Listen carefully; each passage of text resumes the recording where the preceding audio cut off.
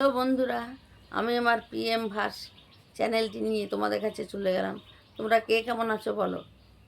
আমার শরীর ভালো আছে, তোমাদের শরীর ভালো আছে তো? হ্যাঁ, আমারও ঠান্ডা লেগেছে, দেখছো না? ঠান্ডাতে গলা বসে যাচ্ছে। আজ তোমাদের একটা আমার স্বরচিত গল্প শোনাচ্ছি। এক ছিল ব্রাহ্মণ আর এক ছিল ব্রাহ্মণী। ব্রাহ্মণ ব্রাহ্মণের 3 ছেলে 4 মেয়ে।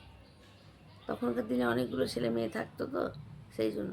এবার সে তো অত্যন্ত গরিব, ছেলেগুলোকে ঠিকমতো খেতেও দিতে পারে না, মেয়েগুলোর মেয়েগুলোকেও দেখতে পারে না, খুবই দুর্দশা অবস্থা।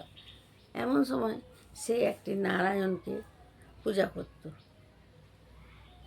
নারায়ণকে পূজা পূজা করত।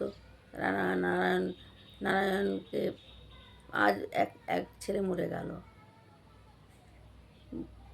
ব্রাহ্মণ কাঁদল না। কাল মেজো ছেলে, এমনি করে 4টি ছেলে মরে গেল। 3টি ছেলে আবার ব্রাহ্মণী বলে, তুমি আর কি দেখতে চাও? এবার তুমি সে নারায়ণ পূজা ছাড়ো। বলছে, কিছুতেই ছাড়বো না। ও কত দিনে আমাকে কত কষ্ট দেয়, আমি সব কিছু দেখব। দেখতে দেখতে দেখতে দেখতে 3 ছেলে মারা গেল, ব্রাহ্মণী মারা গেল। একটি গরু আর ও থাকে, গরু দুধ ঢালে খায় আর শ্রীকৃষ্ণের ভগবানের চরণে দেয়। গরুটিও মরে গেল। এবার বলছে, যাক শালগ্রাম সিনা, তোকে নিয়ে তো আমার এত কষ্ট, তুই আমাকে নির্বংশ করবি? নে, জল ঝড়ের দিন মাথায় শালগ্রাম শিলাকে নিয়ে বেরোলো।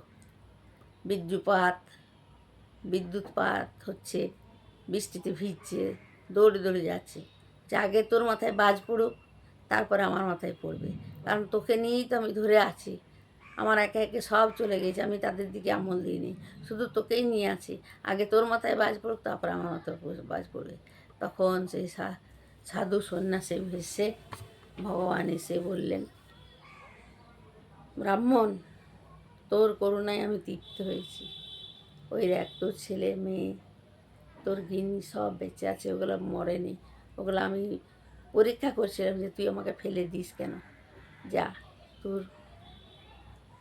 সব সব আজ থেকে সব ভালো, আজ থেকে তোর খারাপ নাই।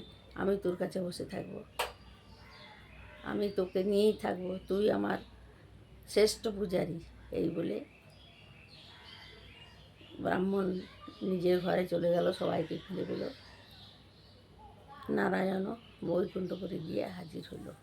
নমস্কার।